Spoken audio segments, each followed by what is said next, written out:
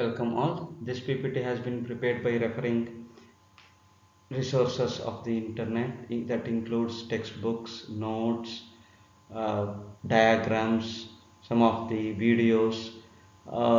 This is exclusively used for the purpose of education or online classes, and I do not claim any originality in preparing this PPT.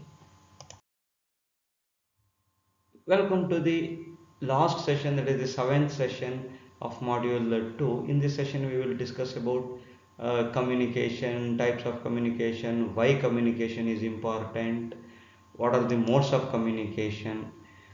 First of all, we will discuss what is communication. Communication is the transfer of information from a sender to the receiver, with the information being understood by the receiver. We say that the communication is successful if and only if message sent by a sender has been understood by the receiver. If the receiver fails to perceive what sender is sending, then we say that there is a presence of noise in the communication process and the communication is failed. The main purpose of communication is to bring in change, and the process of communication can be put in this simple form of diagram, wherein the sender first sends the communication or sends the message, and that gets decoded by the receiver, and if the receiver understands everything, he sends the feedback. If there is a noise that enters in the message, the receiver cannot decode this, decoding fails, and receiver again sends the feedback telling that he did not understand anything. So this is a positive feedback, this is a negative feedback. That is the difference between the presence of noise and absence of noise. The presence of noise will make the communication fail or a negative feedback is sent, and if the uh, noise is absent, then a positive feedback is sent and the communication is said to be successful. What are the importance of communication? The main importance is during recruitment process or the selection process. And if I do not tell the or answer this question by sitting in front of the interviewer, then interviewer cannot understand. Even though you may know the concept, and if you cannot explain the concept properly, the receiver fails to understand what is that you are telling, and you will fail in the interview. Orientation process: when a student enters the college, he will be given orientation. When a worker new to the organization, he will be given an orientation. That orientation must be very clear, crisp, and highly understandable. Then only the communication is successful and the people get acquainted either with the institution or with the company. That is why even during orientation is also communication is very important. Helps to achieve proper coordination. If communication is good, understandable, then obviously a proper coordination is developed. Why few people become very close to each other? That is because of communication. They develop a proper coordination, and whatever I am telling, if one fellow can understand it in a better way, obviously I become closer to that person. That is the meaning of coordination. Helps to project the image of the company. That means if people are speaking a common communication language, in the sense all of them are speaking towards the growth of the organization, that is what they are trying to communicate with everyone. They are trying to communicate that they have a proper coordination, a good teamwork exists in the company. That improves the image of the company. That is very important for any company. Helps manager in decision making process. It means whatever I am trying to tell, the others are perceiving it properly, and obviously communication is successful, and that's why it is very important in decision making process. Effective implementation of policies and programs, whatever the policies we have written, whatever the programs we are trying to implement, if I do not say it in a proper way, if I do not use the language which the receiver can understand, then the communication fails. If the communication fails, policies, programs, everything would be a big failure. Boosts morale of the employees, that is very very important. When all the above things are there, you can just imagine, when all above these 5 to 6 things are achieved with a proper communication, that obviously what it does, it helps to improve the morale of the employees. Their involvement would be better, their motivation level would be very higher. That is the importance of communication. Types of communication, normally we talk of first type is formal and informal communication. We talk of upward, downward and horizontal communication. We talk of oral, written and gestural communication. See, verbal, non-verbal communication, that is also another way of classifying the communication. Whenever we speak, it is observed that most of the time, that is 65% of our communication are non-verbal. It is non-verbal because people can understand in a better way, and verbal communication are very very less, only to an extent of 35%, because what we speak may not be heard by the person properly, but if I do the gesture, you can understand it very well. If I say, instead of saying say namaste, if I just join my hands, that is very much enough. Everybody will understand that he is saying namaste, he is greeting us. So that is why non-verbal communication has a very important role to play in communication. Formal and informal communication, what are these formal and informal communications? See, for example, that exists in place. Let me take the help of a place.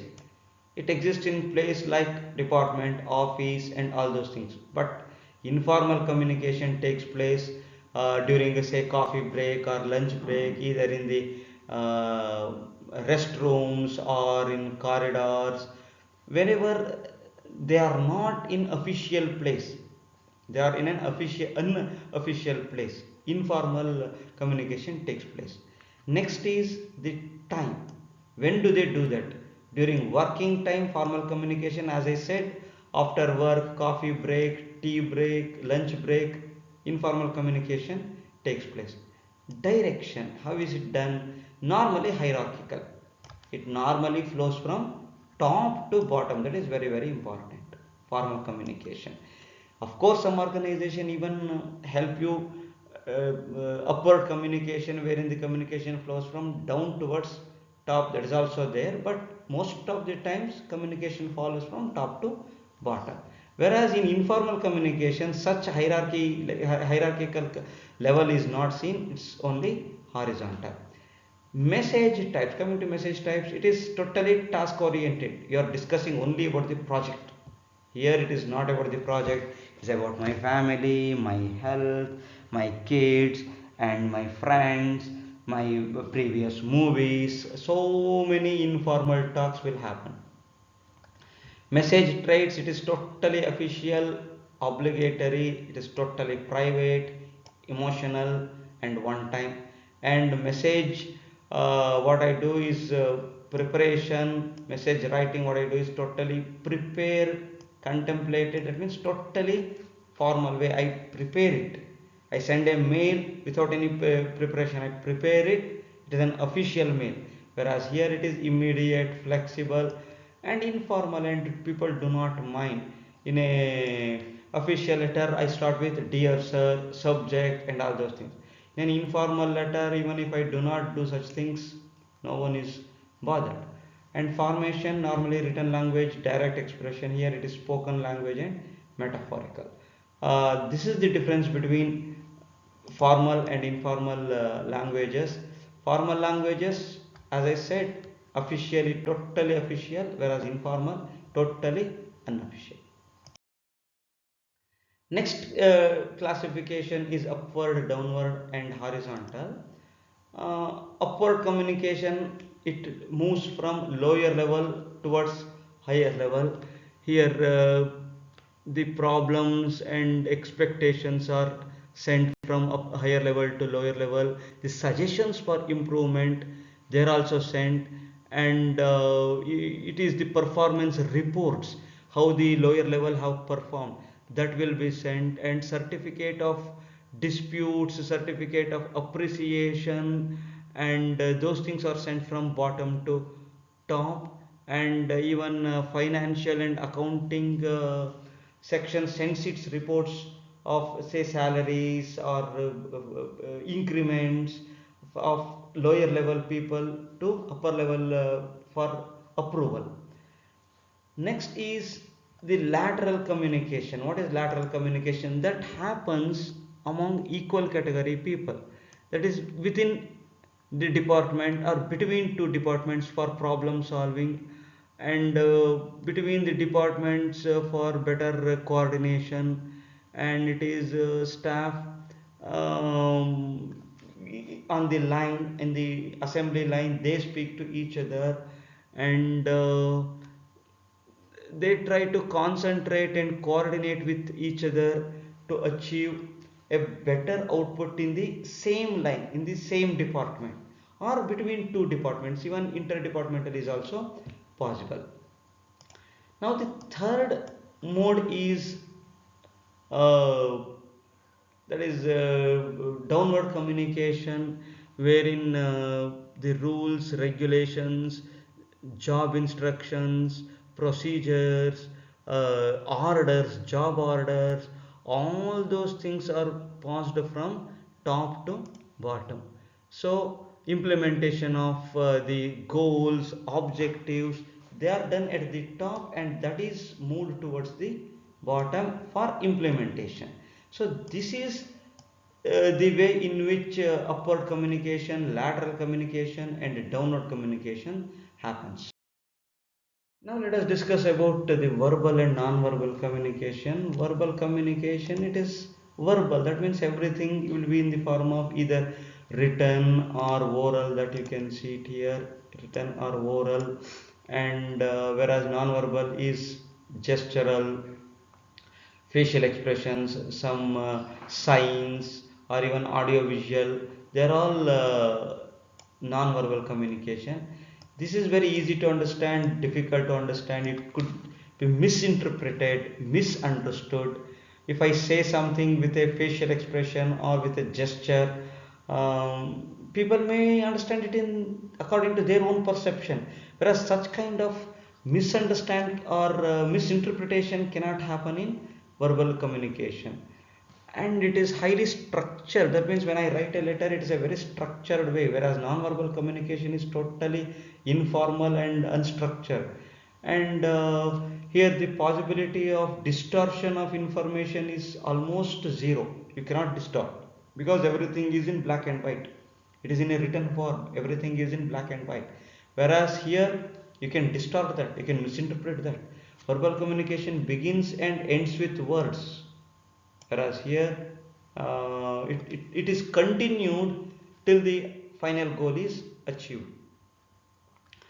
Verbal communication gives less and delayed feedback, because it takes more time to write a letter, to expect the reply from them, and all those things. Whereas non-verbal communication, it gives an immediate feedback.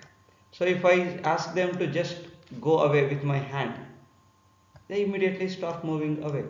And if I say namaste with my just palms joined, they will understand that, they will also acknowledge it immediately. But if I send a letter saying namaste, that letter should reach that person, and then he will also acknowledge with namaste. It takes lots of time. That is the difference between verbal and non-verbal. Next is the coordination. What is coordination? It is the management of interdependence in work situations. We are all interdependent. It's not independent. We are all interdependent. Top level is dependent on the middle level and lower level. Middle level is dependent on the top level and the lower level. lower level is dependent on the middle level and top level. They are all interdependent with each other. It is the synchronization of different works what is required. Coordination, because of the following reasons. See, for example, division of labor, interdependence of units are pooled or sequential reciprocal. If, for example, in an assembly line, if the predecessor doesn't do work properly, the successor cannot take up the work. So there has to be a proper coordination between the successor and the predecessor. If the predecessor successor relationship is not proper, then the assembly cannot happen. Individual versus organizational interests, that is very very important. What is my requirement, what is my goal should be as same as that of the organization's goal. That only will help you in getting the coordination. Look at this simple diagram, all of them have joined their two fingers together, and that gives the strength for any organization. Techniques of coordination, there are many techniques. Like, see, if you want to bring up good coordination, everyone should know what the rules are, should know what procedures are, should know what policies are. If they are clearly told, then we can expect some coordination among people. If your planning is really apt and it's very apt and very crisp and very neat, then obviously coordination can be better. Hierarchy or chain of command is there, that means flow of communication is well defined, then also coordination can be better. Direct contact, that means if you have the ability to contact anyone directly, your superior directly, obviously the coordination is always good. Task force, that means there is a task force which takes care of any grievances, then coordination is better. Committees are there to listen to your grievances, solve the problems associated with the workers, that improves the coordination. Induction program will definitely bring about a proper coordination, wherein each and every one of the industry or the organization are introduced to new entrant, which will improve the coordination. Finally, the indoctrination. Indoctrination will also help to bring up good coordination. Incentives, if I pay, make payment better, obviously people will be happy, and the coordination with top level management is good. Liaison departments, these are all like ombudsman or the middlemen who always try to maintain cooperation and coordination among different levels of the organization. Then control, how to exercise control. It is the process through which managers ensure that actual activities conform to the planned activities. It maintains the balance between the ends and the means, output and the efforts. The steps in the controlling are: first, establish the standard, measure the performance, compare the actual with the against the standard, reasons for deviation, and taking the corrective action. A normal procedure: we establish a standard and measure the performance, compare it against the already set standard. If there is a gap, do the gap analysis, then plug the gap. That is nothing but taking the corrective action. This is the diagram, whatever the steps we explained in the previous slide, the same thing has put in the form of a diagram. Essentials of a sound control system. Sound control system means it has nothing to do with this sound, it's a good control system. Sound control system is also known as good control system. So sometimes we use the word a sound control system to explain that it's a good control system. It should be suitable, that means it should be in line with what we want, and it should be timely and forward looking. If I do not exercise control on time, what is the use of that control system which brings into shape or gets into action after some time when damage has already been done? And not only that, it should be forward looking, it should be proactive.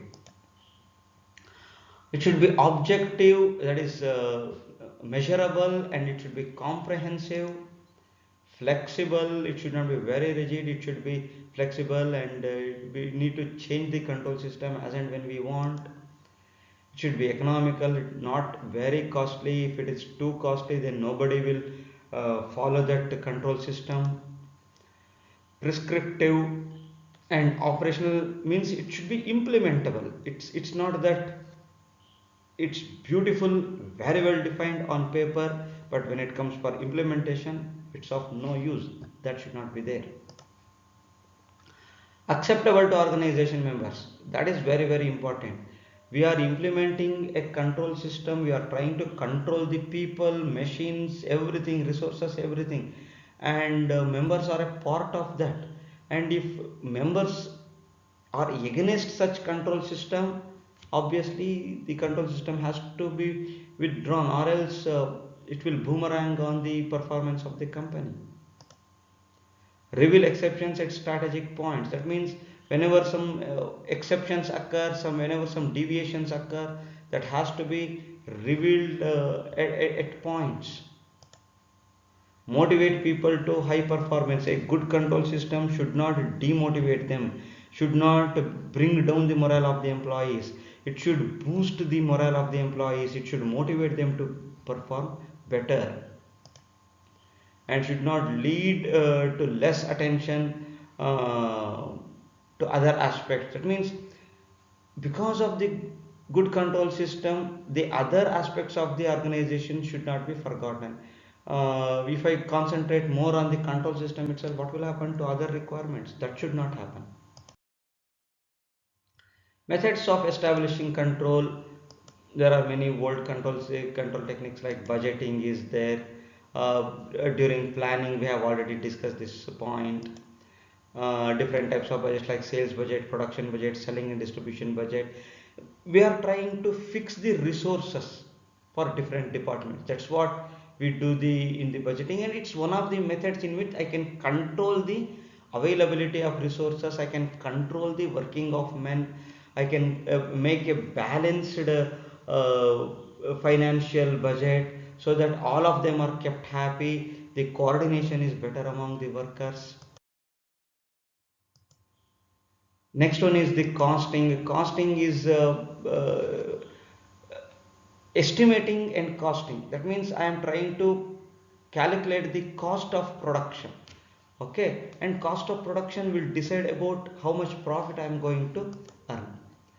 Price is not under the control. That's what we have to remember very well. Selling price is dictated by customers, whereas production cost is under the control of the manufacturer. So if I keep on increasing the price to earn more profit, I will lose the market. Customers are very smart nowadays. Customers are not idiots, or it's not a monopoly system. Customers are very smart, and that's why what happens is that if I try to exercise control over the price, they will switch over to one more manufacturer or some other company. So that's why we need to cut the costs rather than increasing the profit, to rather than increasing the price to improve our profit. Responsibility accounting, which means that the department head is made responsible for the performance of the department. It's not the subordinates who are responsible. Of course they are responsible, but the main responsibility is owned by the head of the department. Head of the department should always feel that he owns the responsibility, and he should enjoy that responsibility. Financial statements and ratio analysis. Financial statements like profit loss account, balance sheet, they are also method of controlling the entire happenings in the organization, because you can understand whether your assets, liabilities are balanced or not, your company is going on a profit or a loss. If it is going under profit, whether it can expand or not. If it is under loss, why you are losing. All those things will help you to control the organization. Since these cover the past issues, control will be easier. They provide a vital input to evaluate the company's performance. Financial ratios like liquidity ratio, debt ratio, profitability ratio, operating ratios, they will give the real picture of the company's performance. See, these things will help the outsider whether they can invest in the company or do not want to invest. So that helps us to exercise better control on the organization. The fifth one is the return on investment or ROI, a break even analysis, which will help me to understand when I am going to break even, when I am going to come out of the loss zone and move towards the profit zone. Internal and external audit, this will check whether everything is going as per the set standards. Reports will help me to document every procedure and that I can use as the reference in future. The new techniques are PERT and CPM, program evaluation review techniques and critical path method. They are very much necessary for scheduling the work. Human resource accounting and auditing, this is nowadays a new technique and very much necessary in any organization, because that will help us to understand the need of human resource, meet their requirements in a better way. These are the references what I have used for first two modules, that is management. Tripathi and Reddy, they have written principles of management. Virich and Coons, management a global perspective. Narendra and Manjunath, entrepreneurship and management. You can refer any of these three books, or any sources from the internet can also be referred. Thank you.